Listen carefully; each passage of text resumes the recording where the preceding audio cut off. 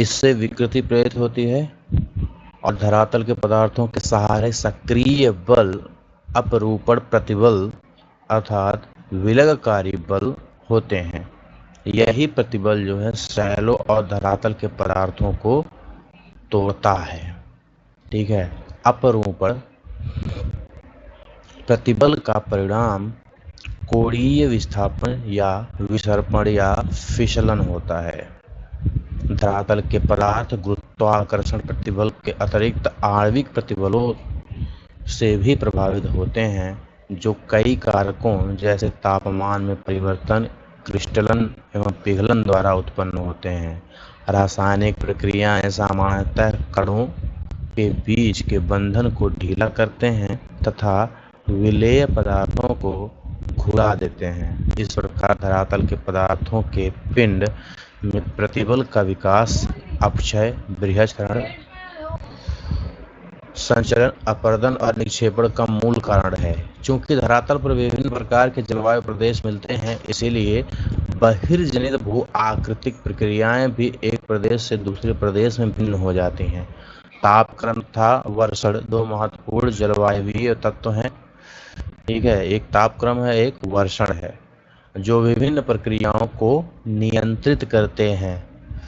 सभी बहिर्जनित भू आकृतिक प्रक्रियाओं को एक सामान्य शब्दावली अनाच्छादन अर्थात डेनोटेशन अर्थात एक ही शब्द के अंतर्गत रखा जा सकता है। मतलब अपरदन हुआ, अपक्षय हुआ, बृहस्करण हुआ, सब के सब क्या है, अनाच्छादन की क्रिया कहलाते हैं।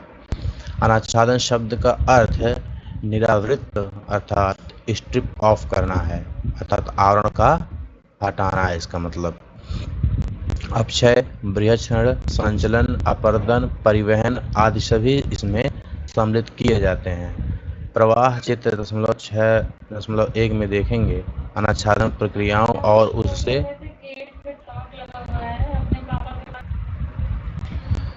उससे संबंधित प्रेरक को दर्शाता है। इससे यह स्पष्ट हो जाना चाहिए कि प्रत्येक प्रक्रिया के एक विशिष्ट प्रेरक बल या ऊर्जा होती है। बहिर्जनित भू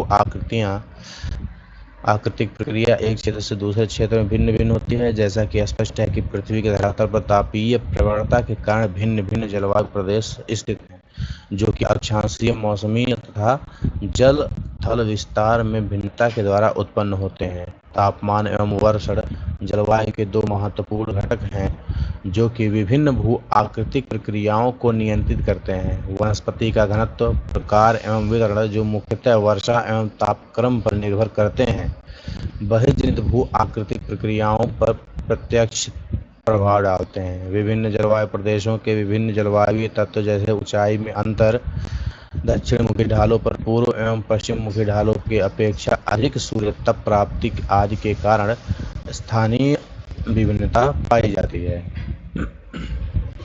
पुनश्च वायु का वेग एवं दिशा, वर्षण की मात्रा एवं प्रकार, इसकी गहनता, वर्षण एवं वाष्पीकरण में संबंध, तापक्रम की दैनिक श्रेणी, हिमकरण एवं पिघलन की आवृत्ति, तुषार व्यापन की गहराई इत्यादि में अंतर के कारण किसी भी जलवायु प्रदेश के अंदर भू आकृतिक प्रक्रियाएं भिन्न भिन्न होती हैं। सभी बहिर्जनित प्रक्रियाओं के पीछे एकमात्र प्रेरक बल क्या होता है? सबसे इम्पोर्टेंट जो प्रेरक बल होता है वो तापमान है, और इस तापमान के कारण होने वाले मौसमीय परिवर्तन हैं। यदि जलवायुवीय कारक समान हो तो बहिर्जनित भू आकृतिक प्रक्रियाओं के कार्यों की गहनता शैलों के प्रकार और संरचना पर निर्भर करती है। संरचना में वलन, भ्रंश, संस्तर का पूर्वाभिमुखीकरण और झुकाव, जोड़ों की उपस्थिति, अनुपस्थिति, संस्तरण तल और घटक खनिजों की कठोरता या कोमलता तथा उनकी रासायनिक संवेदनशीलता और पारगम्यता और अपारगम्यता इत्यादि सम्मिलित माने जाते हैं।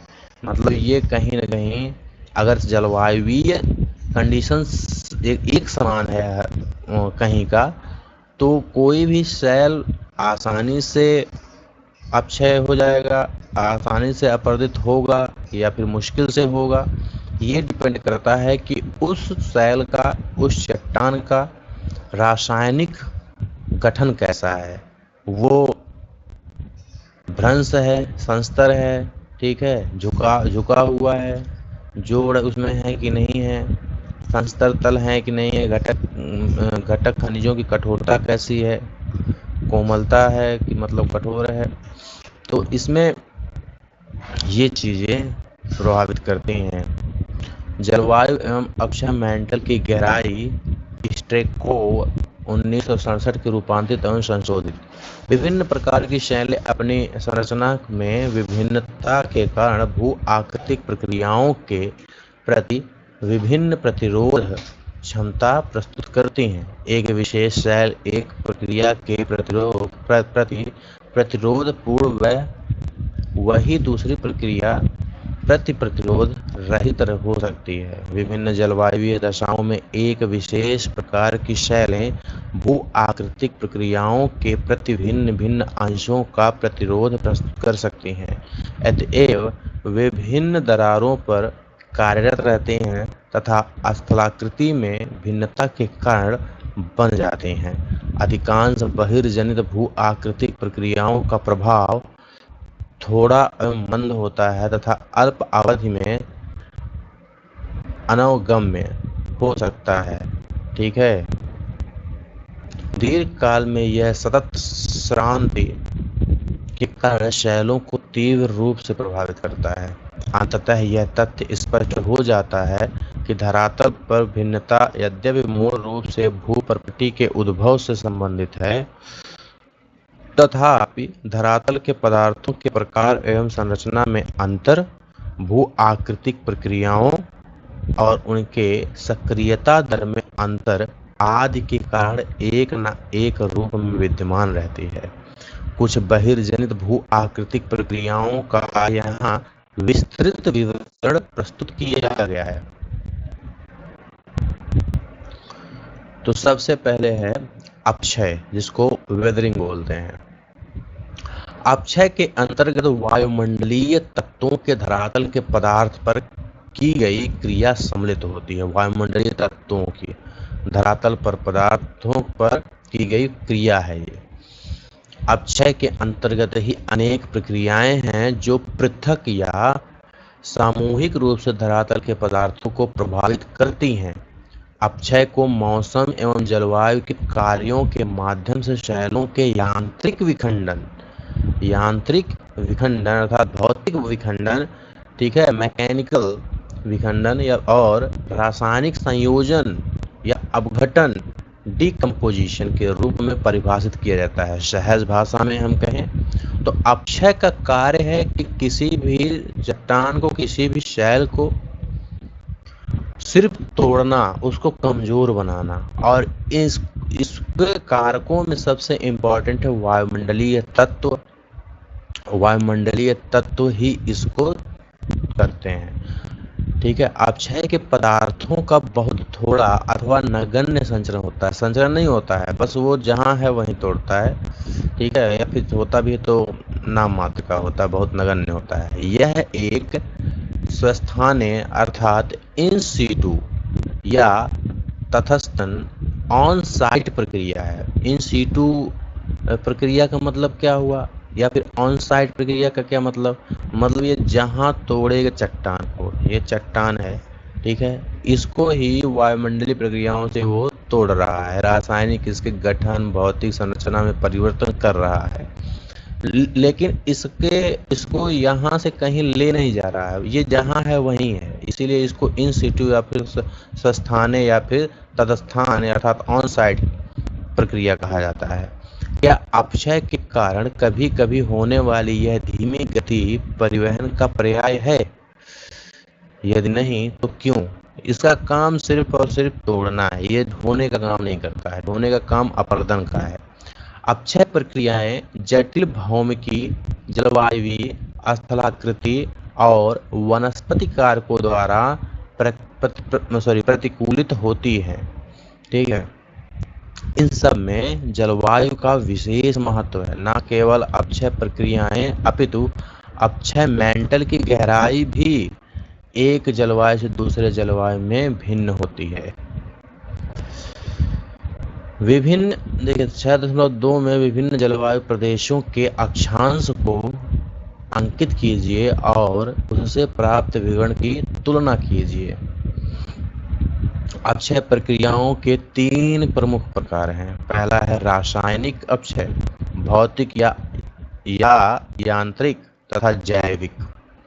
ठीक है, अपक्षय प्रक्रियाओं के 3 प्रमुख प्रकार हैं, इस चीज को याद रखिएगा। अपक्षय प्रक्रियाओं के कौन कौन से 3 प्रकार है? रासायनिक अपक्षयन, भौतिक अपक्षयन या यांत्रिक अपक्षयन और जैविक अपक्षयन।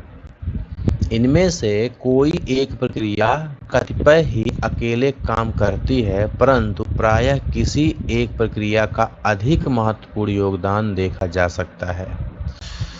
रासायनिक अपक्षय प्रक्रिया, केमिकल वेदरिंग प्रोसेसेस, अपक्षय प्रक्रियाओं का एक समूह जैसे कि विलयन, कार्बोनेटीकरण और फिर है जलयोजन, ऑक्सीकरण, न्यूनीकरण, शैलों के अपघटन, विलयन तथा न्यूनीकरण का कार्य करते हैं, जो कि रासायनिक क्रिया द्वारा सूक्ष्म अवस्था में परिवर्तित हो जाती है। कुल मिला के बात यह है, उसको तोड़ने का कार्य करती है, सूक्ष्म उसके रासायनिक गठन को, संरचना को परिवर्तित करती है। ऑक्सीकरण धरातलीय जल, मृदा जल और अन्य अम्लों के प्रक्रिया द्वारा चट्टानों का न्यूनीकरण करती है। चट्टानों को मतलब तोड़ती है, उसके रासायनिक संरचना में परिवर्तन करती है। इसमें ऊष्मा के साथ जल और वायु, ऑक्सीजन तथा कार्बन डाइऑक्साइड की विद्यमानता सभी रासायनिक प्रक्रियाओं को तीव्र गति देने के लिए आवश्यक है। वायु में विद्यमान कार्बन डाइऑक्साइड के अतिरिक्त पौधों और पशुओं का अपघटन भूमिगत कार्बन डाइऑक्साइड की मात्रा को बढ़ा देते हैं। ध्यान देने वाली बात है कि अगर इसके साथ, ठीक है, कार्बन डाइऑक्साइड के अतिरिक्त पौधे और अगर पशुओं का अपघटन हो रहा है तो भूमिगत कार्बन डाइऑक्साइड की मात्रा को बढ़ा देता है। ठीक है, और आपको ये भी पता है जो ये ऑक्सीकरण है, ये ऑक्सीकरण क्या होता है? कोई बताए कमेंट बॉक्स में। तो आपने जरूर देखा होगा ऑक्सीकरण होते हुए कि कोई भी पदार्थ हो, उसका ऑक्सीकरण होता है तो उसके साथ क्या होता है। विभिन्न खनिजों पर रासायनिक प्रक्रियाएं किसी अनुसंधानशाला के प्रक्रियाओं के समान ही होती हैं। फिर है विलयन, विलयन मतलब क्या होता है? वो घुलता है किसी चीज में। जब कोई वस्तु जल या अम्ल में घुल जाती है तो घुलित तत्वों के जल या अम्ल को घोल कहते हैं। इस प्रक्रिया में ठोस पदार्थों का घोल में मिलना सम्मिलित होता है, जो जल या कम अम्ल में खनिज की विलयनता पर निर्भर करता है। जल से संपर्क में आने पर अनेक ठोस पदार्थ विघटित हो जाते हैं। अनेक क्या होते हैं? ठोस पदार्थ विघटित हो जाते हैं एवं जल में निलंबन के रूप में मिश्रित हो जाते हैं। घुलनशील सेल निर्माण करने वाले नाइट्रेट, सल्फेट और पोटेशियम जैसे खनिज इस प्रक्रिया से प्रभावित होते हैं। अतः यह खनिज अधिक वर्षा की जलवायु में बिना कोई अवशिष्ट छोड़े सुगमता से निक्षालित हो जाते हैं। देखो, निक्षालन का मतलब होता है वो बह जाते हैं। ठीक है, जैसे मान लीजिए कि ये पत्थर का पूरा चट्टान बना हुआ है, तो इसमें पानी पाते ही कौन कौन सी चीज़ें बह जाएंगी? नाइट्रेट, सल्फेट हुआ, पोटेशियम है, ये सब पानी के साथ घुल करके अंडरग्राउंड वाटर में भी चले जाएंगे। ठीक है, और नीचे बह करके, ठीक है, पहाड़ी एरिया से वो धरातली बेसिन के एरिया की तरफ भी आ जाते हैं। इसी को निक्षालन कहते हैं। और शुष्क प्रदेशों में वर्षा के कारण एकत्रित हो जाते हैं। ठीक है, कहाँ पे इकट्ठा होंगे? जहाँ पे वर्षा नहीं हो रहा है। मतलब ये है कि ऊपर वर्षा हो रहा है और जहाँ वर्षा नहीं हो रहा वहाँ बह करके आ जाता है। चूना पत्थर में विद्यमान कैल्शियम कार्बोनेट, कैल्शियम मैग्नीशियम, ठीक है, कैल्शियम मैग्नीशियम बाइकार्बोनेट और जैसे खनिज कार्बोनिक एसिड युक्त जल, जो जल में कार्बन डाइऑक्साइड मिलने से बनता है, में घुलनशील होते हैं तथा जल में एक घोल के रूप में प्रभावित होते हैं।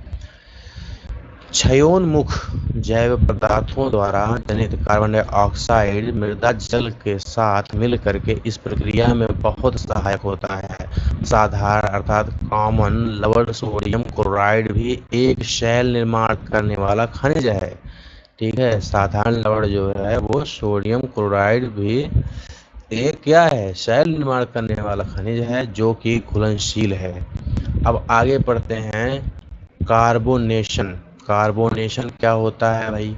कार्बोनेशन क्या होता है? तो कार्बोनेट और बाइकार्बोनेट की खनिजों से प्रक्रिया का प्रतिफल कार्बोनेशन कहलाता है। मतलब कार्बोनेट और बाइकार्बोनेट की खनिजों से जो प्रक्रिया होती है ना, ठीक है, खनिजों से क्या कर रहे हैं दोनों, कार्बोनेट और बाइकार्बोनेट एक प्रक्रिया कर रहे हैं, प्रतिक्रिया कर रहे हैं, कुल मिलाकर रिएक्शन कर रहे हैं और उसका प्रतिफल ही कार्बोनेशन कहलाता है। उस मतलब उससे होने वाला जो भी निष्कर्ष निकलता है उस पूरी प्रक्रिया को कार्बोनेशन कहते हैं। यह फेल्सपार तथा कार्बोनेट खनिज को पृथक करने में एक आम सहायक प्रक्रिया है। जल द्वारा वायुमंडल और मृदा वायु से कार्बन डाइऑक्साइड अवशोषित की जाती है।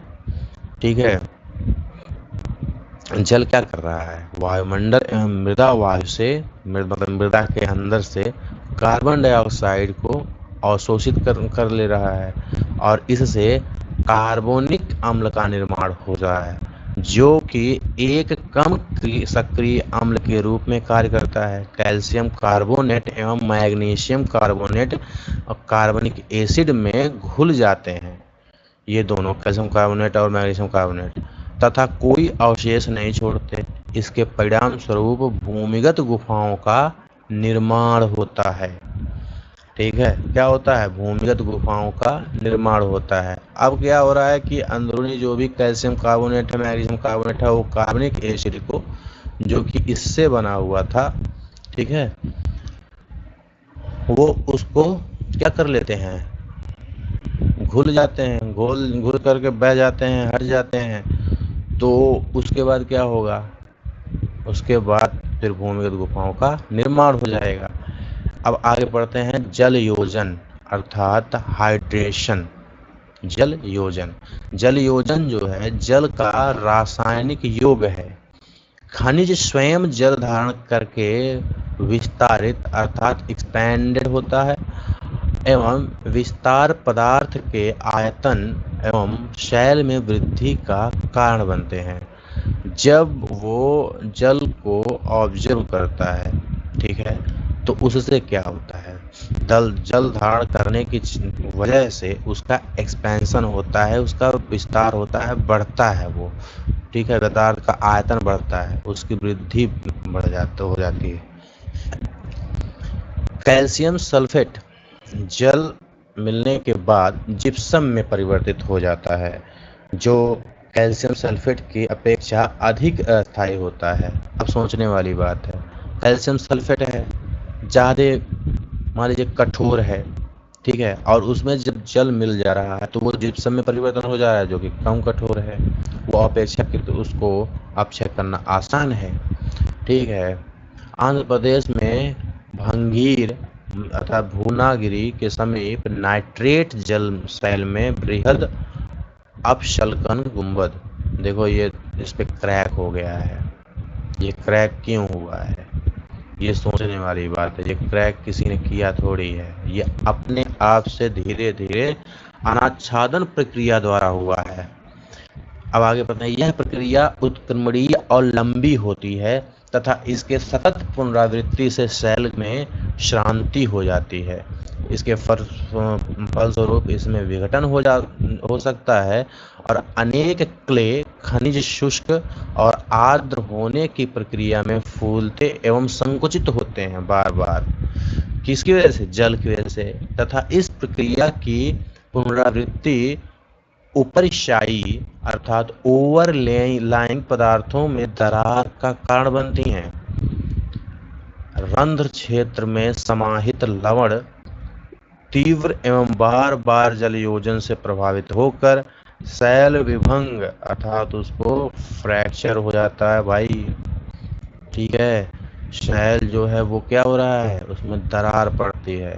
ठीक है, शैल में ऐसे ऐसे दरार पड़ने लगती है। ठीक है, ऐसे दरार पड़ने लगती है और उसके बाद फिर टूटने लगता है। यह सहायक होता है जलयोजन के कारण खनिजों के आयतन में परिवर्तन, अपशल्कन अर्थात एक्सपोलाइसन एवं कोणीय विघटन द्वारा भौतिक अपक्षय में भी सहायता प्रदान करता है।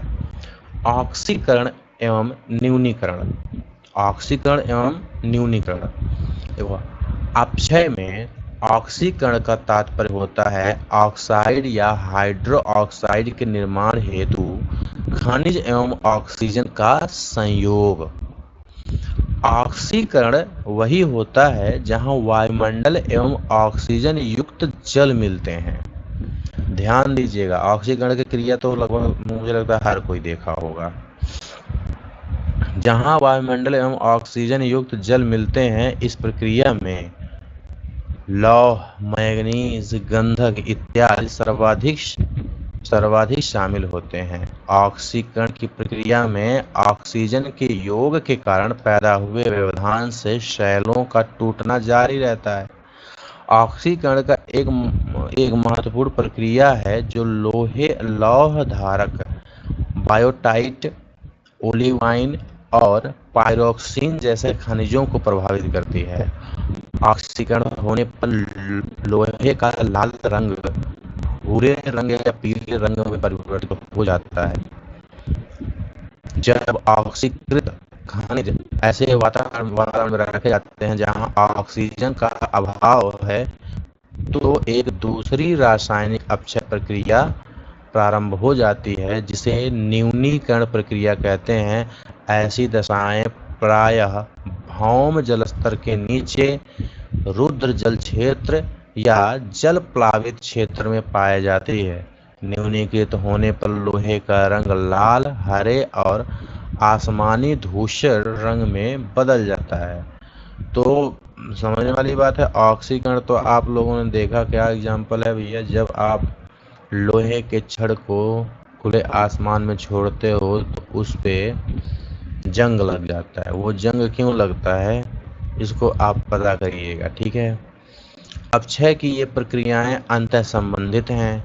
जलयोजन, कार्बोनेशन एवं ऑक्सीजन के साथ ऑक्सीकरण के साथ साथ चलते हैं एवं अपक्षय प्रक्रिया को त्वरित बनाते हैं। फिर से मैं बता रहा हूँ, अपक्षय का मतलब क्या होता है, क्लियर है सबको?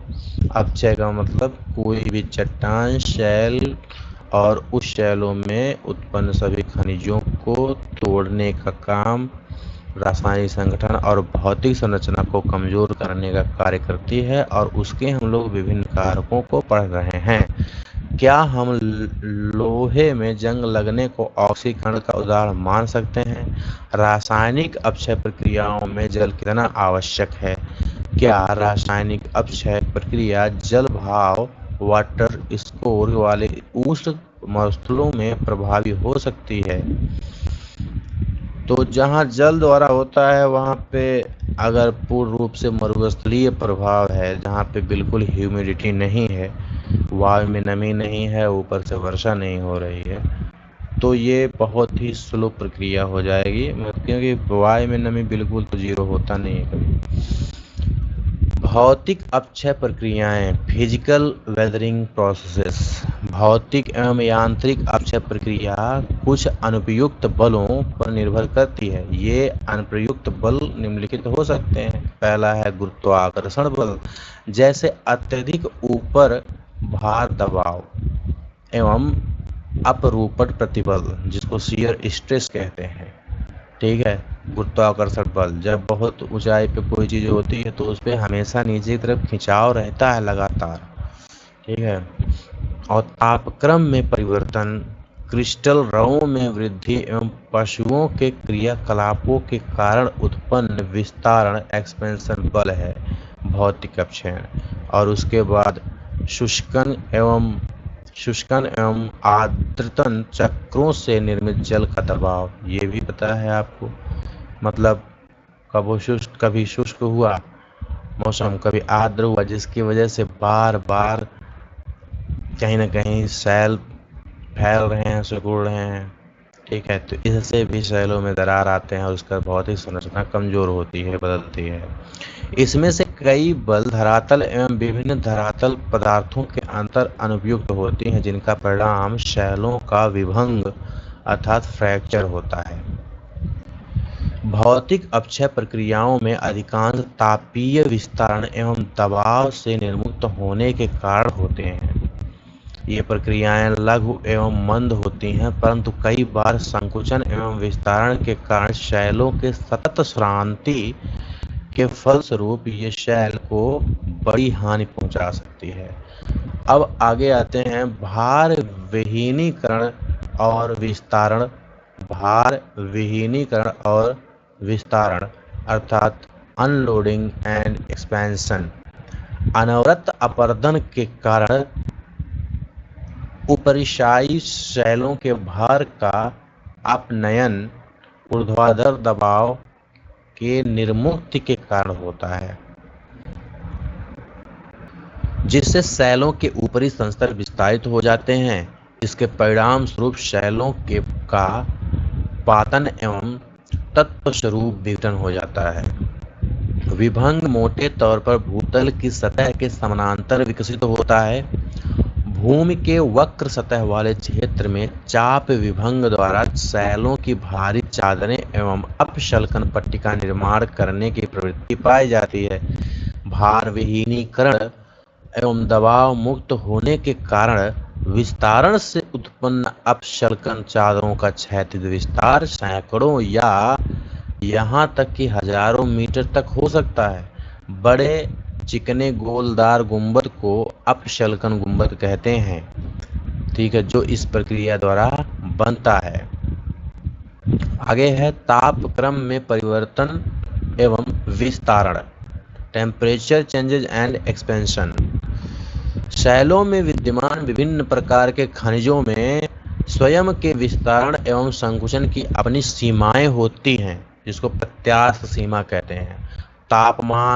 तापक्रम बढ़ने के साथ प्रत्येक खनिज फैलता है एवं अपने निकटस्थ खनिज को दबाता है। जब फैलेगा तो जाहिर सी बात है दबाएगा, तथा तापक्रम गिरने के बाद उसमें तदनुसार संकुचन भी होता है। आपको पता है कि तापमान बढ़ने पे अणुओं के बीच की दूरी बढ़ती है तो फिर शैलें भी बढ़ेंगी, ठीक है, फैलेंगी। और यही चीज इसके विपरीत होगा, तापमान कम होगा तो फिर वो संकुचित होंगे।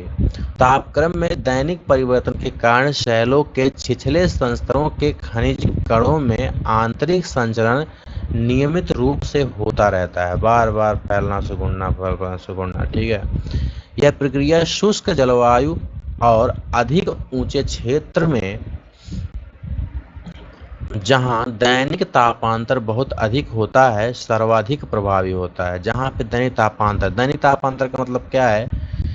दिन के तापमान में जब अधिक अंतर हो तो उसको दैनिक तापांतर कहते हैं। जैसे मान लीजिए कि रात में 3 बजे का तापमान कहीं का 2 डिग्री सेल्सियस है, फिर वहीं दिन का तापमान अगर देखें, दिन में 2 बजे का तापमान लगभग 52 डिग्री सेल्सियस है, तो ये तापांतर ज़्यादा हो गया। और वहीं एक जगह है जहाँ पे रात में तापमान रात का 25 डिग्री सेल्सियस है और दिन में 52 ही है, या 50 मान लीजिए, या 45 मान लीजिए, ठीक है, 45, 47, 40। तो आप इन दोनों का अंतर निकालेंगे तो ये कम है, तो इसका मतलब यहाँ का जो है दैनिक तापांतर कम है। तापांतर मतलब ताप में अंतर, ठीक है। जैसा कि पहले उल्लेख किया जा चुका है, ये संचलन बहुत लघु होते हैं, परंतु अनवरत श्रांति से शैलों को बहुत कमजोर बना देते हैं। लगातार चलने वो होता है ना, डेली होता है बेसिस पे ये, इसीलिए धीरे धीरे इसको क्या कर देते हैं, श्रांत या तब फटीक कर देते हैं, मतलब शैलों से बहुत कमजोर बना देते हैं। शैलों के सतही संस्तरों में उनकी गहराई के संस्तरों की अपेक्षा विस्तारण की प्रवृत्ति अधिक होती है, जिसके कारण शैलों के अंदर प्रतिबल अर्थात स्ट्रेस उत्पन्न होता है और परिणाम स्वरूप सतह के समानांतर अनुप्रस्थ विस्थापन एवं विभंग विकसित हो जाता है। विभंग मतलब टूट जाता है, खंडित हो जाता है। गर्म एवं ठंडा होने में विभेद एवं भिन्नता होने के कारण सतह के संस्तर में होने वाले फैलाव एवं संकुचन और तत्पश्चात धरातल से अपशल्कन के कारण शैलों में चिकनी गोलाकार सतहों का निर्माण होता है। ग्रेनाइट शैलों में इस प्रक्रिया से चिकनी सतह के छोटे से लेकर बड़े गोलाशों का निर्माण होता है, जिसे टार कहते हैं। अपशल्कित गुंबद और अपशल्कित टार के मध्य क्या अंतर होता है? हिमकर्ण पिघलन और तुषार वेजिंग। ठीक है, ध्यान दीजिएगा। अब इसकी वजह से कौन कौन से अपक्षरण की प्रक्रियाएं होंगी?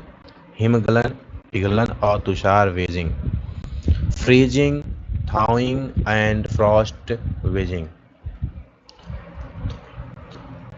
शैलों के रंध्रों एवं दरारों में बार बार हिमकर्ण और पिघलन के होने से हिम की वृद्धि के कारण तुषार अपक्षय घटित होता है। यह प्रक्रिया मध्य अक्षांशों में अधिक ऊंचाइयों, जहां हिमगलन, हिमकर्ण एवं पिघलन की प्रक्रिया प्रायः पुनरावृत्त होती रहती है, में सर्वाधिक प्रभावी होती है। मध्य अक्षांशीय प्रदेशों में बता रहे हैं सबसे अधिक होती है। मध्य अक्षांशीय प्रदेश मोटे तौर पे देखा जाए तो ये मतलब वही 25-30 से लेकर के 60 के बीच के अक्षांश की बात कर रहा है। ठीक है। जल की तीव्रता वाले हिमकर्ण से अचानक फैलाव और उच्च दबाव के कारण बनता है। यह फैलाव संधियों अर्थात ज्वाइंट में दरारों एवं छोटी छोटी अंतरकर्णीय विभंगों को प्रभावित कर उन्हें तब तक चौड़ा करता जाता है जब तक शैलें टूटकर अलग नहीं हो जाती। ठीक है। अभी आपने पढ़ा जो अपक्षरण के कार्य हैं, उसमें जो तापमान का ही एक अगर एग्जाम्पल करें, ठीक है, तो वो किसी भी सेल में क्या कर रहा है, वो दरार डाल रहा है इसमें। ठीक है, ऐसे दरार डाल रहा है, इसमें गैप बना रहा है। ठीक है, इसमें गैप बना रहा है। ठीक है। अब इस गैप में क्या हो रहा है, जो हिम है, ठीक है, हिम है, उसमें भरते हैं और इसको लगातार चौड़ा करते जाते हैं और ये प्रक्रिया तब तक चलती है जब तक शैलें टूट करके पूर्णतः अलग नहीं हो जाती हैं। फिर है लवण अपक्षय। ठीक है, साल्ट वेदरिंग। शैलों में नमक तापीय क्रिया, जलयोजन एवं क्रिस्टलीकरण के कारण फैलता है। कैल्शियम, सोडियम, मैग्नीशियम, पोटेशियम एवं बोरियम जैसे कई लवणों में आयतनिक फैलाव की प्रवृत्ति होती है, मतलब ये फैलते हैं। इन लवणों का फैलाव उनके तापक्रम एवं तापीय विशेषताओं पर निर्भर करता है। रेगिस्तान में 30 डिग्री सेल्सियस से 50 डिग्री सेल्सियस तक का सतह पर उच्च तापक्रम लवण विस्तारण में सहायक होता है।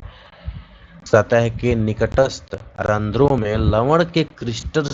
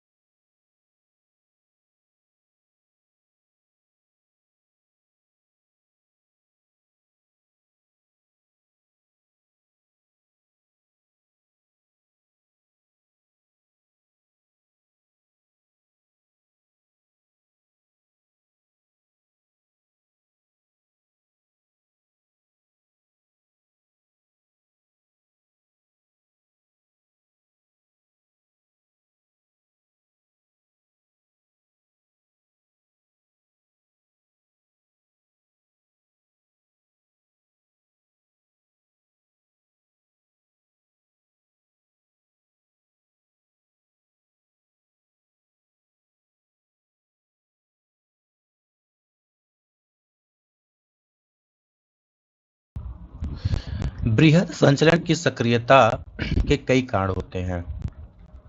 वे इस प्रकार हैं: प्राकृतिक एवं कृत्रिम साधनों द्वारा ऊपर के पदार्थों को टिकने के आधार का हटाना, ढालों की प्रवणता एवं ऊंचाई में वृद्धि होना, और पदार्थों की प्रकृति अथवा कृत्रिम भराव के कारण उत्पन्न अतिभार, अत्यधिक वर्षा, संतृप्त एवं ढाल के पदार्थ का स्नेहन द्वारा उत्पन्न अतिभार, मूल ढाल की सतह पर से पदार्थ या भार का हटना, भूकंप आना, विस्फोट या मशीन का कंपन, अत्यधिक प्राकृतिक रिसाव, झीलों, जलाशयों एवं नदियों से भारी मात्रा में जल निष्कासन और परिणाम स्वरूप ढालों एवं नदी तटों के नीचे से जल का मंद गति से बहना, प्राकृतिक वनस्पति का अंधाधुंध विनाश। संचयन के निम्न 3 रूप होते हैं। संचयन के निम्न 3 रूप होते हैं। कौन कौन 3 रूप है? एक है अनुप्रास्थ विस्थापन। अनुप्रास्थ विस्थापन, जिसको तुषार वृद्धि या अन्य कारकों से वृदा द्वारा अनुप्रस्थ विस्थापन कहा जाता है। दूसरा है प्रवाह, जब बहता है, और स्खलन, जब खसकता है। और चित्त 6.5 बृहद संचरण विभिन्न प्रकारों संचरण की सापेक्ष गति, दर एवं आर्द्रता की सीमाओं के संबंधों को दर्शाता है। बृहद संचरण को 2 प्रमुख प्रकारों में वर्गीकृत किया जा सकता है। पहला है मंद संचरण, दूसरा है तीव्र संचलन। मंद संचलन, मंद विरूपण इस वर्ग का एक प्रकार है जो कि मध्यम तीव्र एवं मृदा से आच्छादित ढाल पर घटित होता है। कहाँ पे? मध्यम तीव्र एवं मृदा से आच्छादित ढाल पर घटित होता है मंद विरूपण। इसमें पदार्थों का संचरण इतना मंद होता है कि इसका आभास करना कठिन होता है और दीर्घकालिक पर्यवेक्षण से ही इसका पता चलता है। इसमें सम्मिलित पदार्थ मृदा एवं शैल का मलबा हो सकता है। बहुत धीरे धीरे होता है। क्या आपने कभी बाढ़ स्तंभ, दूरभाषा स्तंभ को अपनी लंबवत स्थिति से झुके हुए या रेखा संकीर्ण में देखे हैं? संरेखण में देखा है?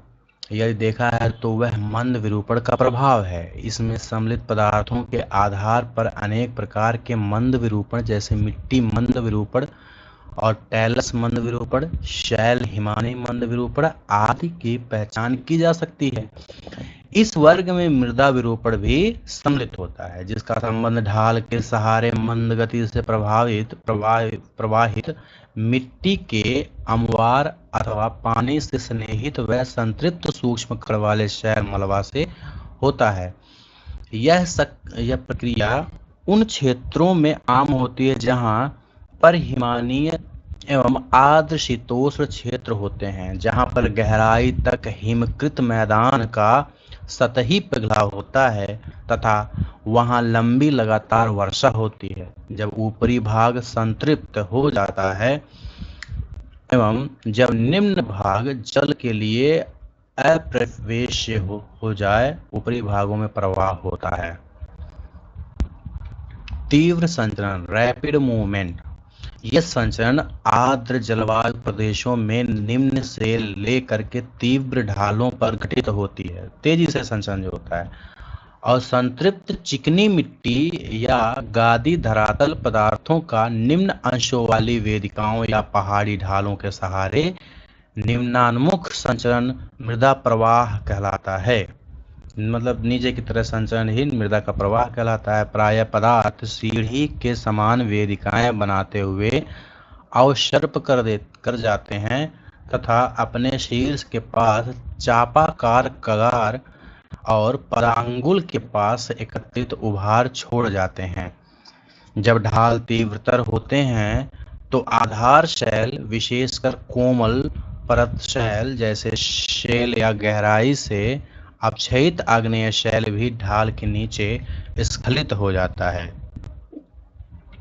इस वर्ग में दूसरा प्रकार है कीचड़ प्रवाह अर्थात मड फ्लो, वनस्पति आवरण के अभाव एवं भारी वर्षा के कारण अपचयित पदार्थों के मोटे संस्तर जल से संतृप्त हो जाते हैं एवं धीरे धीरे अथवा तीव्रता से निश्चित वाहिकाओं के सहारे नीचे की ओर प्रवाहित होने लगते हैं। यह एक घाटी के अंदर कीचड़ की नदी सी दिखाई देती है। जब कीचड़ प्रवाह वाहिकाओं से बाहर निकलकर गिरिपाद अर्थात पीडमॉन्ट या मैदान में आते हैं तो वे सड़कों, पुलों एवं मकानों को चपेट में लेते हुए बहुत विध्वंसक सिद्ध होते हैं। ऐसे कीचड़ प्रवाह उद्गारत या हाल में उद्गारित ज्वालामुखी की ढालों पर बहुधा पाए जाते हैं। ज्वालामुखी राख, धूल एवं अन्य खंडित तत्व भारी वर्षा के कारण कीचड़ में परिवर्तित हो जाते हैं एवं ढालों पर कीचड़ की नदी या जिहुआ के रूप में प्रवाहित होते हैं। इनसे मानव अधिवासियों को बहुत बड़ी क्षति पहुंचती है। इस प्रकार के संचरण में तीसरा प्रकार मलबा अवधाव वनस्पति आवरण युक्त या उससे वांछित आद्र प्रदेशों की विशेषता है। यह तीव्र ढालों पर संकीर्ण पथ के रूप में घटित होती हैं और मलबा अवधाव कीचड़ प्रवाह से बहुत तीव्रतर होता है तथा हिम अवधाव के समान होता है। दक्षिण अमेरिका के एंडीज पर्वतों एवं उत्तर अमेरिका के रॉकीज पर्वतों में कुछ ऐसे ज्वालामुखी हैं जिनमें पिछले दशक में उद्गार हुआ तथा उनके ढालों पर उद्गार की अवधि में तथा उद्गार के पश्चात बहुत विनाशकारी कीचड़ प्रवाह हुआ। आगे है भूस्खलन। ये आप लोग न्यूज़ में इसको देखते रहे होंगे, कहीं ना कहीं जरूर पढ़ा होगा या देखा होगा। भूस्खलन अपेक्षाकृत तीव्र एवं अवगम्य संचरण है। इसमें स्खलित होने वाले पदार्थ अपेक्षाकृत शुष्क होते हैं, मतलब सूखे होते हैं। ये अक्सर पानी और हिम के साथ आते हैं, लेकिन ये शुष्क होता है अपेक्षाकृत। असंलग्न वृहद का आकार एवं आकृति, शैल में निरंतरता की प्रकृति, क्षरण का अंश, ढाल की ज्यामिति पर निर्भर करते हैं। जैसा रहेगा, ठीक है, मतलब अनिरंतरता की प्रकृति रहेगी अगर बहुत ज़्यादा डिसकंटिन्यू शैल है, या क्षरण का जो अंश है, ठीक है, कितना उसका अंश क्षरण हो चुका है, कितना ढाल है, ठीक है, उस हिसाब पे डिपेंड करता है भूस्खलन कैसा होगा। इस वर्ग में पदार्थों के संचरण के प्रकार के आधार पर वर्ग में कई प्रकार के स्खलन पहचाने जा सकते हैं। ठीक है, ढाल जिस पर संचरण होता है के संदर्भ में पश्च आवर्तन अर्थात रोटेशन के साथ शैल मलबा की एक या कई इकाइयों के फिसलन को अवसर्पण कहते हैं, अगर लुढ़क के जाता है। पृथ्वी के पिंड के पश्चात आवर्तन के बिना, ठीक है, पश्च आवर्तन के बिना मलबा का तीव्र लोटन, रोलिंग या स्खलन मलबा या फिर स्खलन मलबा कहलाता है। मलबा स्खलन में खड़े या प्रलंबी फलक फेस से मिट्टी मलबा के प्रायः स्वतंत्र पतन होता है और संस्तर जोड़ या भ्रंश के नीचे पृथक शैल बृहद के स्खलन को शैल स्खलन कहते हैं। तीव्र ढालों पर शैल स्खलन बहुत तीव्र एवं विध्वंसक होता है। तीव्र ढाल पर भूस्खलन की खरोंच दर्शाता है। तीव्र ढाल पर भूस्खलन की खरोंच दर्शाता है। तीव्र नति मतलब कोण, ढाल कोण और झुकाव, नति मतलब झुकाव होता है। सांस्तरण तल जैसे अनिरंतरताओं के सहारे स्खलन एक समतलीय पात के रूप में घटित होता है। किसी तीव्र ढाल के सहारे शैल खंडों का ढाल से दूरी रखते हुए स्वतंत्र रूप से गिरना शैल फाल कहलाता है, शैल पतन कहलाता है। इसीलिए गिर जाना मतलब कहीं ना कहीं मैं बता रहा हूँ कि कोई ढाल के सहारे नहीं गिर रहा है, इसमें सीधे गिरता है, ऊपर से नीचे, जैसे छत से आप बॉल फेंको नीचे गिरता है उस तरीके से।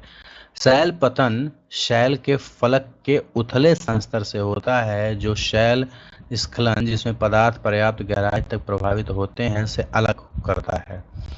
बृहद क्षरण एवं बृहद संचलन में से कोई में से आपके अनुसार कौन सी शब्दावली अधिक उपयुक्त है? बृहद क्षरण से अच्छा है बृहद संचलन, क्योंकि कहीं ना कहीं ये मूवमेंट हो रहा है, बस धीरे धीरे हो रहा है, ये अलग बात है, लेकिन संचलन ज़्यादा तार्किक नाम है। लेकिन बृहद क्षरण भी यूज होता है। क्यों मृदा सर्पण को तीव्र प्रवाह संचरण के अंतर्गत सम्मिलित किया जा सकता है? जो मृदा सर्पण कह रहे हैं वो लुढ़क करके तेजी से नीचे आता है, इसीलिए इसको बोलते हैं। ऐसा क्यों हो सकता है, ऐसा क्यों हो सकता है या क्यों नहीं? हमारे देश में मलबा अवधाव एवं भूस्खलन हिमालय में प्रायः घटित होते हैं। मलबा अवधाव मतलब मलबा का नीचे गिरना, भूस्खलन मतलब पता है कि कोई भी मलबा हो अगर स्खलित होकर के खिसक करके नीचे आए तो उसको स्खलन कहते हैं, ठीक है। इसके अनेक कारण हैं। पहला, हिमालय विवर्तनिक दृष्टिकोण से सक्रिय है, मतलब वहाँ पे भूकंप आते रहते हैं, तो ये एक बहुत बड़ा कारण है। यह अधिकांशतः परतदार शैलों एवं असंगठित तथा अर्ध संगठित पदार्थों से बना हुआ है, ठीक है। और इसी वजह से कहीं ना कहीं इसका संरचना भी कमजोर है, इसकी ढाल मध्यम न होकर तीव्र है, ये भी एक वजह है। और हिमालय की तुलना में तमिलनाडु, कर्नाटक एवं केरल की सीमा बनाता हुआ नीलगिरी एवं पश्चिमी घाट के किनारे पश्चिमी घाट अपेक्षाकृत विवर्तन की दृष्टि से अधिक स्थायी है। वो स्थायी इसीलिए है क्योंकि वहाँ पे विवर्तन के प्लेट्स नहीं हैं, मतलब जो जॉइंट्स नहीं है ना, तथा बहुत कठोर शैलों से निर्मित है वो। परंतु अब भी इन पहाड़ियों में मलबा अवधाव एवं भूस्खलन होते हैं, बस हिमालय की मात्रा में कम होते हैं। यद्यपि उनकी बारंबारता उतनी नहीं है जितनी हिमालय में है, क्योंकि पश्चिमी घाट एवं नीलगिरी में ढाल खड़े भृगु एवं कगार के साथ तीव्रतर हैं, ठीक है। तापक्रम में परिवर्तन एवं ताप परिसर के कारण यांत्रिक अपक्षय सुस्पष्ट होता है, वहाँ लघु अवधि में अधिक वर्षा होती है। अतः इन स्थानों पर भूस्खलन एवं मलबा अवधाव के साथ प्रायः सीधे शैल पतन होता है, डायरेक्ट रॉक फॉलिंग ज़्यादा होता है, ठीक है। तो आगे पढ़ते हैं। अब हम आते हैं अपरदन और निक्षेपण पे। ये एक अलग फिर उसका कहीं ना कहीं कारण बन जाता है अपरदन। अपरदन क्या है? अपरदन के अंतर्गत शैलों के मलबे की अवाप्ति है। अच्छा, पहले समझ लेते हैं अपरदन फिर से एक बार। अपरदन का मतलब होता है जब चीज़ों को एक जगह से कहीं दूसरी जगह ले जाते हैं तो उसके लिए कुछ माध्यम की ज़रूरत होती है, जिसमें हवा है, पानी है, हिमनद है, उसके बाद समुद्री ज्वार हैं, समुद्री लहरें हैं, ठीक है। ये सब कारण होते हैं, अपरदन के कारक हैं। और इनके माध्यम से अगर ढोने का कार्य हो रहा है कहीं न कहीं मलबा को, ठीक है, अब ये अवसादों को, तो इसे ही अपरदन कहते हैं। निक्षेपण मतलब जब वही अवसाद, ठीक है, उसी मलबा को जो छोटे छोटे कण, धूल के टुकड़े, कण, बालू जब कहीं पे छोड़े जाते हैं तो उसी का डिपोजिशन कहते हैं, निक्षेपण कहते हैं। तो ये दोनों साथ काम जो है वो कहीं ना कहीं देखा जाए तो एक साथ होता है। अपरदन जब काम कर रहा है ढोने का तो ठीक है, जब छोड़ दिया तो निक्षेपण का काम हो गया, दोनों एक साथ ही हो रहे हैं। अपरदन के अंतर्गत शैलों के मलबे की अवाप्ति एवं उनके परिवहन को सम्मिलित किया जाता है। मलबे की अवाप्ति मतलब मलबे के टूट करके एक जगह से दूसरी जगह ले जाना और उसको परिवहन को, ठीक है। पिंडाकार शैल जैसे अपक्षय और अन्य क्रियाओं के कारण छोटे टुकड़ों, ठीक है, फ्रेगमेंट्स में टूटती हैं, तो अपरदन के भू आकृतिक कारक जैसे कि प्रवाहित जल, भौम जल, हिमानी वायु लहरें और धाराएं उनको एक स्थान से दूसरे स्थान पर हटाकर ले जाते हैं, जो कि इन कारकों के गत्यात्मक स्वरूप पर निर्भर करते हैं। भू आकृतिक कारकों द्वारा परिवहन किया जाने वाला चट्टानी मलबे द्वारा अपकर्षण भी अपरदन में पर्याप्त योगदान देता है।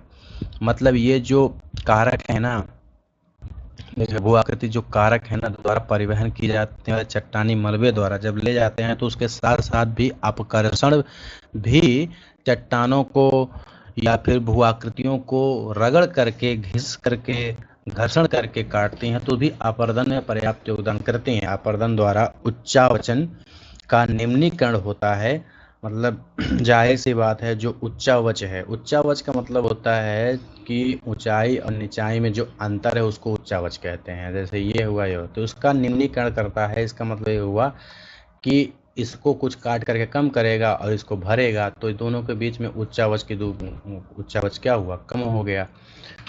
ठीक है, उच्चावच का मतलब होता है ऊंचाई और गहराई के बीच का अंतर।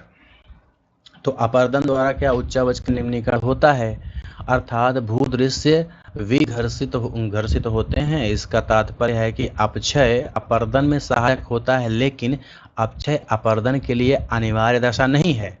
अनिवार्य दशा नहीं, अगर अपक्षय नहीं भी होगा तभी अपर्दन होगा। अपक्षय बृहद क्षरण एवं अपर्दन निम्नीकरण की प्रक्रियाएं हैं। ठीक है, अपक्षय क्या है, बृहद क्षरण की प्रक्रिया है, और अपर्दन निम्नीकरण की प्रक्रियाएं हैं। बृहद संचरण एवं अपर्दन में अंतर है। बृहद संचरण में शैल मलबा चाहे वह शुष्क हो या नम, गुरुत्वाकर्षण के कारण स्वयं आधार तल पर आ जाते हैं, परंतु प्रवाहशील जल, हिमानी लहरें और धाराएं और वायु निलंबित मलबे को नहीं ढोते। ठीक है, निलंबित मलबे को नहीं ढोते। वस्तुतः यह अपर्दन ही है जो धरातल में होने वाले अनवरत परिवर्तन के लिए उत्तरदायी है। कौन है ये उत्तरदायी, अपर्दन। जैसे कि चित्र 6.1 में से स्पष्ट होता है कि अपर्दन एवं परिवहन जैसी अनाच्छादन प्रक्रियाएं गतिज ऊर्जा द्वारा नियंत्रित होती हैं। गतिज ऊर्जा है ये, ध्यान दीजिएगा। मोमेंट ये लेकर के जाते हैं, उस ले जाने में कई बार घिस देते हैं, घर्षण के द्वारा घिसते हैं वो चट्टानों को, और वो कटते हैं धीरे धीरे, फिर उसको कहीं जाकर छोड़ते हैं, तो वो आपका हो गया अपक्षयन। धरातल के पदार्थों का अपर्दन एवं परिवहन वायु, प्रवाहशील जल, हिमानी लहरों और धाराओं तथा भूमिगत जल द्वारा होता है। इनमें से प्रथम 3 कारक जल वायवीय दशाओं द्वारा नियंत्रित होता है। मतलब जो पहले प्रवाह जल, हिमानी लहरें हैं, ये सब क्या है, ये तीनों ही जलवायवीय दशाएं हैं। क्या आप जलवायु के इन 3 नियंत्रित कारकों की तुलना कर सकते हैं?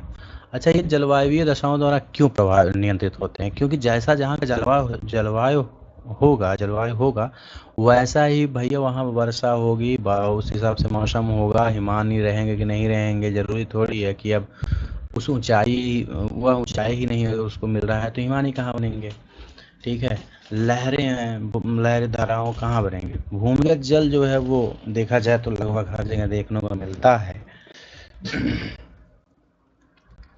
देखिए, यह कारक, कौन सा कारक, यह कारक पदार्थों की क्रमशः 3 अवस्थाओं, गैसीय हवा, तरल प्रभावशील जल और ठोस हिमानी का प्रतिनिधित्व करते हैं। अपर्दन का अर्थ है गतिज ऊर्जा का अनुप्रयोग जो भू सतह के साथ संचित कर कारकों से संबंधित होता है।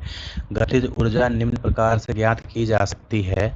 काइनेटिक एनर्जी बराबर हाफ mv², जहां m क्या है, मास है, और v वेलोसिटी है, अर्थात वेग है।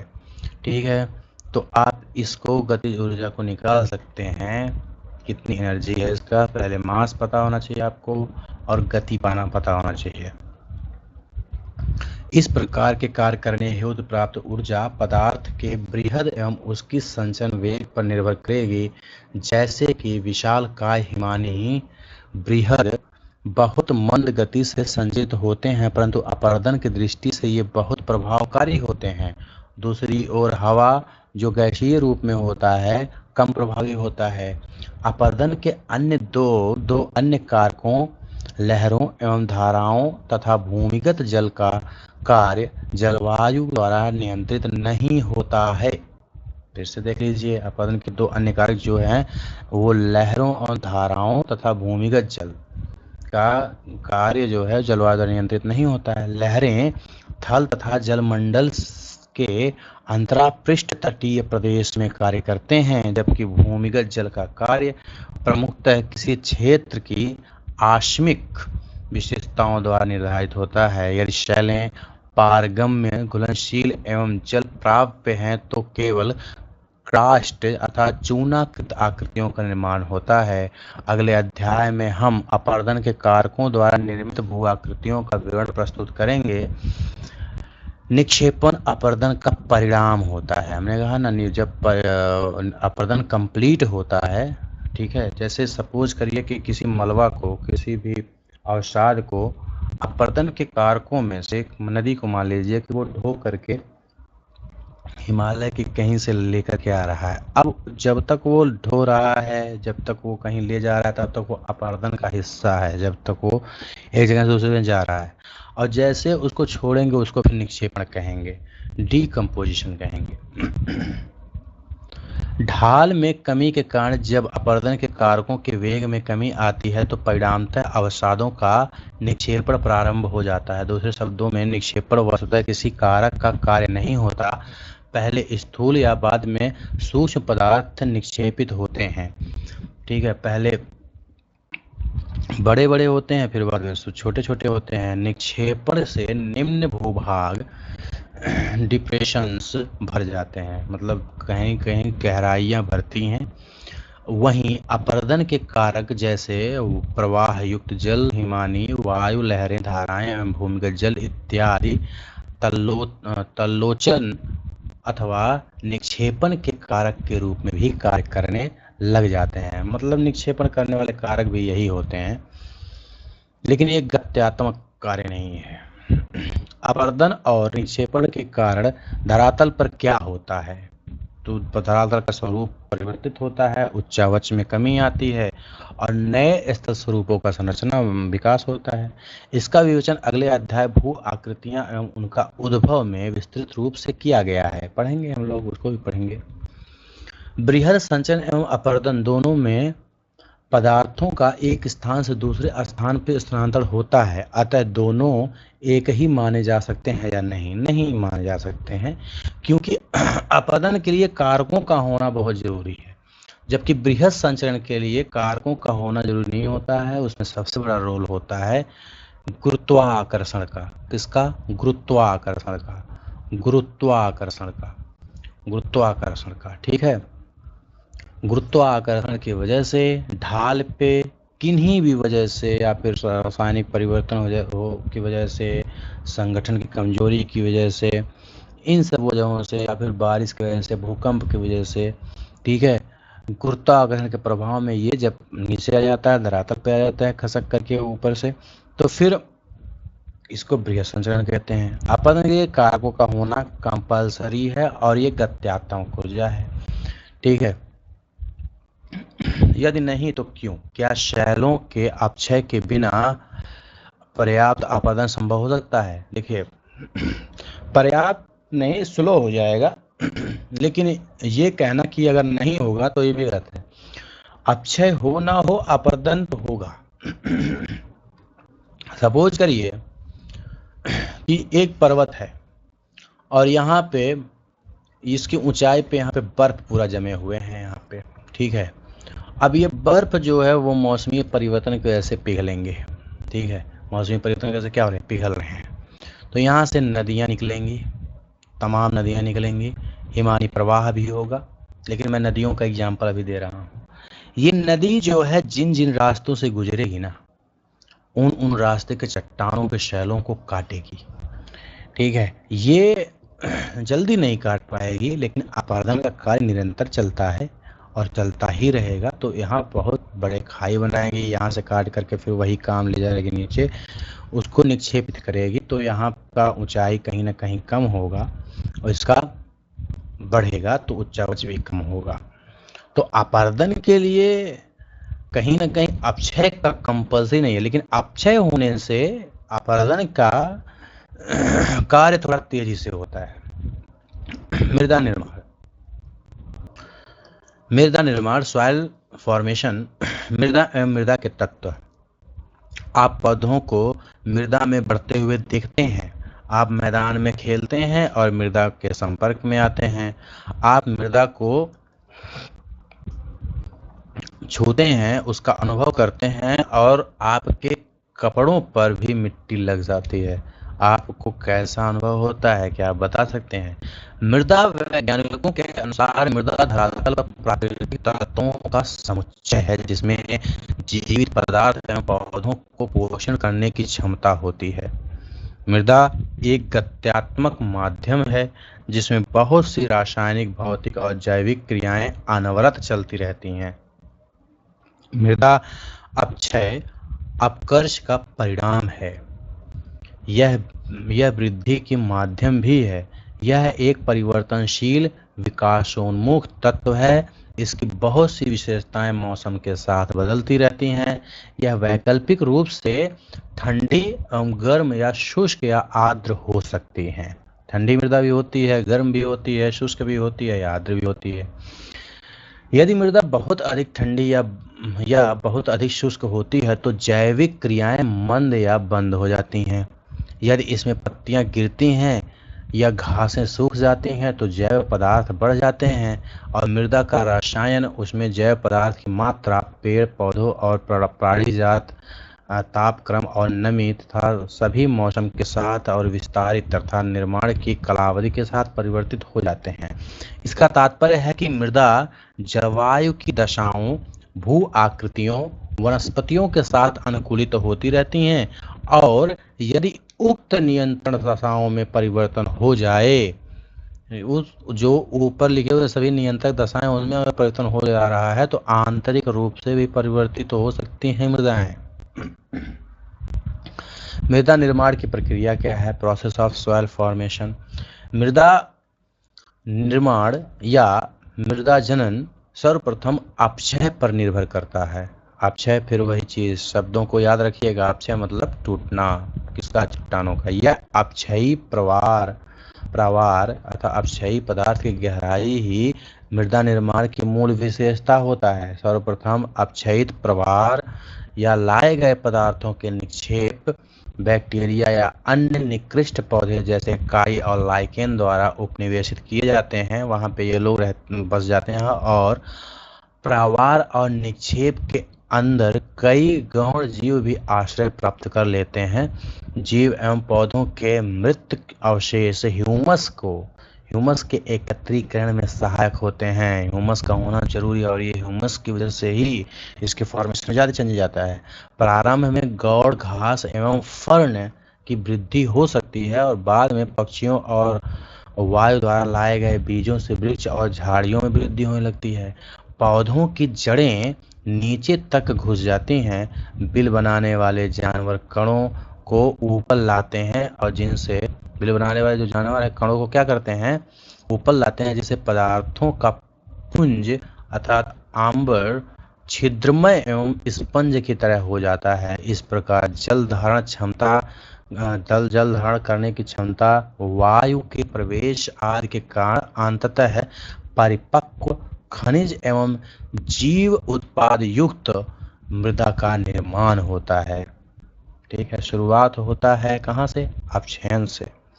अपक्षय से, फिर है निक्षेपण से। उसके बाद मृदा को शुद्ध मृदा बनाने के लिए, परिपक्व खनिज और जीव उत्पाद युक्त बनाने के लिए, जीव उत्पाद युक्त मतलब जहाँ पे पौधों का निर्माण हो सके, पौधों का उत्पत्ति हो सके, उसके लिए एक दशा उत्पन्न होती है। क्या अपक्षय मिट्टी के निर्माण के लिए पूर्ण रूप से उत्तरदायी है? देखो, उत्तरदायी तो है लेकिन अकलौता नहीं है भाई। पेडालॉजी मृदा विज्ञान है। क्या है पेडालॉजी? पेडालॉजी मृदा विज्ञान है एवं पेडालॉजिस्ट एक मृदा वैज्ञानिक होता है। मृदा निर्माण के कारक कौन कौन से कारक हैं? इन कारकों को भी पढ़ लेते हैं। मृदा निर्माण 5 मूल कारकों द्वारा नियंत्रित होता है। देखो, ऊपर जो क्वेश्चन पूछा था, क्या पूर्ण रूप से उत्तरदायी है, तो पूर्ण रूप से कैसे होगा? और भी कारक है। ठीक है, ये कारक हैं मूल पदार्थ, शैलें, स्थलाकृति, जलवायु, जैविक क्रियाएं और समय। वास्तव मृदा निर्माण कारक संयुक्त रूप से कार्यरत हैं, हम एक दूसरे से कार्य को प्रभावित करते हैं। इसका संक्षिप्त विवरण अधोलिखित है। देखिए, मूल पदार्थ कैसा है और स्थलाकृतियाँ कैसी हैं, जलवायु कैसा है, जैविक क्रियाएं कैसी हो रही हैं और समय कितना लग रहा है उसमें। मतलब ऐसा नहीं है कि मृदा फॉर्मेशन बहुत कम समय में हो जाता है, समय भी लगता है इसमें।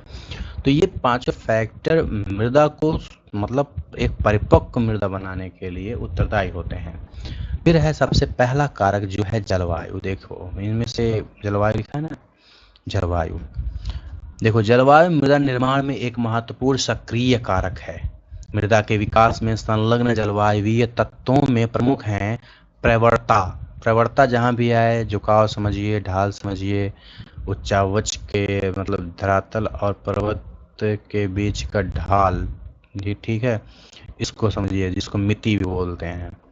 वर्षा, प्रवणता वर्षा एवं वाष्पीकरण की परम्परता व अवधि तथा आर्द्रता, ठीक है, ये इनमें प्रमुख हैं। और तापक्रम में मौसमी एवं दैनिक भिन्नता। तापक्रम में मौसम, एक मौसम से दूसरे मौसम में तापों का कितना अंतर आ रहा है। सहज भाषा में कहें तो गर्मी के मौसम में और ठंडी के मौसम में तापांतर कितना है। फिर दैनिक भिन्नता, दैनिक तापांतर कितना है। ये सब जलवायुवीय प्रभाव हैं मृदा बनने के। उसके बाद वर्षा कितना हो रहा है, वाष्पीकरण की बारंबारता कितनी है, ठीक है, और कितना समय है, कितने समय में हो रहा है, आर्द्रता उसमें है कि नहीं है। फिर आगे है मूल पदार्थ या शैल। अब जाहिर सी बात है मूल पदार्थ जैसा होगा सॉइल की प्रकृति वैसी ही होगी। मृदा निर्माण में मूल शैल एक निष्क्रिय नियंत्रक कारक है। मूल शैल कोई भी स्वास्थान इन सिटू या उसी स्थान पर अपक्षयी शैल, मलबा, अवशिष्ट मृदा या लाए गए निक्षेप हो सकते हैं। देखिएगा यहाँ पे नोट करिएगा, इन सिटू है तो कौन सी क्रिया होगी, बताइए क्या इन सिटू कौन सी क्रियाएं कहलाती हैं। और लाए गए मृदा मतलब ये लाया जाता है किसके माध्यम से, ठीक है, ये सब आपको पता होना चाहिए, आप पढ़ चुके हैं, ठीक है। मृदा निर्माण गठन, मलबा का आकार, संरचना, एकल पृथक कणों, मलबा के कणों का विन्यास तथा शैल निक्षेप के खनिज एवं रासायनिक संयोजन पर निर्भर करता है। ऐसा संयोजन रहेगा। मूल पदार्थ के अंतर्गत अपक्षय की प्रकृति एवं उसकी दर तथा आवरण की गहराई, मोटाई और प्रमुख विचारणीय तत्व होते हैं। समान आधार शैल पर मृदाओं में अंतर हो सकता है तथा असमान आधार पर समान मृदाएं मिल सकती हैं, परंतु जब मृदाएं बहुत नूतन अर्थात यंग होती हैं तो पर्याप्त परिपक्व नहीं होती हैं, तो मृदाओं और मूल शैलों के प्रकार में घनिष्ठ संबंध होता है। मतलब ये है कि जब नई नई मृदा बनती है उस समय मृदा में और मूल शैल में के विशेषताओं में बहुत ज़्यादा समानताएं देखने को मिलती हैं। जब लेकिन मृदा पुरानी हो जाती है तो उसमें क्योंकि और भी फैक्टर उसके परिवर्तन करने के लिए जिम्मेदार होते हैं, तो फिर वो ज़रूरी नहीं है कि मूल शैल से उसके गुणधर्म मिले। ये यहाँ पे यही बात कर रहे हैं। कुछ चूना क्षेत्रों, लाइमस्टोन एरियाज में भी जहाँ अपक्षय प्रक्रियाएं विशिष्ट और विचित्र होती हैं, मतलब अलग होती हैं, विशिष्ट होती हैं, मिट्टियाँ मूल शैल से स्पष्ट संबंध दर्शाती हैं, ठीक है, चूना क्षेत्रों में। आगे है स्थलाकृति या उच्चावच। मूल शैल की भांति स्थलाकृति भी एक दूसरा निष्क्रिय नियंत्रक कारक है। स्थलाकृति मूल पदार्थ के अनाच्छादन अथवा अनावृत होने से सूर्य की किरणों के संबंध में प्रभावित करती हैं तथा स्थलाकृति धरातलीय और उपसतही प्रवाह की प्रक्रिया को मूल पदार्थ के संबंध में भी प्रभावित करती हैं। तीव्र ढालों पर मृदा छिछली व सपाट उच्च क्षेत्रों में गहरी मोटी होती है, ठीक है, उच्च क्षेत्रों में कैसे होती है, गहरी और मोटी होती है। निम्न ढालों जहां अपर्दन मंद तथा जल का परिश्रावण अच्छा होता है, परिश्रावण मतलब अवशोषण, ठीक है, नीचे की तरफ ढलना, धीरे धीरे वो नीचे अंडरग्राउंड वाटर में विलीन हो जाना। देखो मृदा निर्माण बहुत अनुकूल होता है अगर धीरे धीरे जहाँ अपर्दन मंद गति में हो, वहाँ पे मृदा का निर्माण बहुत ही अच्छा होता है, बहुत अनुकूल दशा बनती है। सपाट समतल क्षेत्रों में चीका मिट्टी के मोटे स्तर का विकास हो सकता है तथा जैव पदार्थ के अच्छे एकीकरण के साथ मिट्टी या मृदा का रंग भी गहरा अर्थात काला हो सकता है। मध्य अक्षांशों में दक्षिणोन्मुख सूर्य की किरणों के अनावृत ढालों की वनस्पति एवं मृदा की दशा भिन्न होती है एवं उत्तरोन्मुख ढालों ठंडे नम दशाओं वाले ढालों पर अन्य प्रकार की मिट्टी एवं वनस्पति मिलती है। क्यों? क्योंकि इसमें सूर्य के प्रकाश जिम्मेदार होता है उच्चावच की वजह से। आगे देखते हैं जैविक क्रियाएं कौन कौन सी हो रही हैं भाई, बहुत ही हमको लगता है ज़रूरी है ये, और ये मिट्टी को बनाने में बड़ा काम का करता है, ये शुद्ध मिट्टी बनाने में। देखिए, वनस्पति आवरण एवं जीव जो मूल पदार्थों पर प्रारंभ और बाद में भी विद्यमान रहते हैं, मृदा में जैव पदार्थ, नमी धारण की क्षमता एवं नाइट्रोजन इत्यादि जोड़ने में सहायक होते हैं। और यही तो सब चाहिए एक गुणवत्तापूर्ण भूमि में या गुणवत्तापूर्ण मिट्टी में। मृत पौधे मृदा को सूक्ष्म विभाजित जैव पदार्थ ह्यूमस प्रदान करते हैं। कुछ जैविक अम्ल जो ह्यूमस बनाने की अवधि में निर्मित होते हैं, मृदा के मूल पदार्थों के खनिजों के विनियोजन में सहायता करते हैं। बैक्टीरियल कार्य की गहनता ठंडी एवं गर्म जलवायु की मिट्टियों में अंतर को दर्शाता है। ठंडी जलवायु में ह्यूमस एकत्रित हो जाता है, जबकि यहाँ बैक्टीरियल वृद्धि धीमी होती है, क्योंकि ठंडी है तो बैक्टीरिया उतने ज़्यादा पनप नहीं पाते हैं। और उप आर्कटिक एवं टुंड्रा जलवायु में निम्न बैक्टीरियल क्रियाओं के कारण अभियोजित जैविक पदार्थ के साथ पीट के संस्तर विकसित हो जाते हैं। आर्द्र, उष्ण और भूमध्य रेखीय जलवायु में बैक्टीरियल वृद्धि एवं क्रियाएं सघन होती है, तेजी से होती हैं तथा मृत वनस्पति शीघ्रता से ऑक्सीकृत हो जाता है, मतलब तेजी से वो मिल जाता है मिट्टियों में, जिससे मृदा में ह्यूमस की मात्रा बहुत कम रह जाती है। ऑक्सीकृत मतलब मिल जाती है, लेकिन उसके बाद अत्यधिक उष्ण है, अत्यधिक गर्मी है, जिसकी वजह से वो वाष्पीकृत भी हो जाता है ज़्यादातर।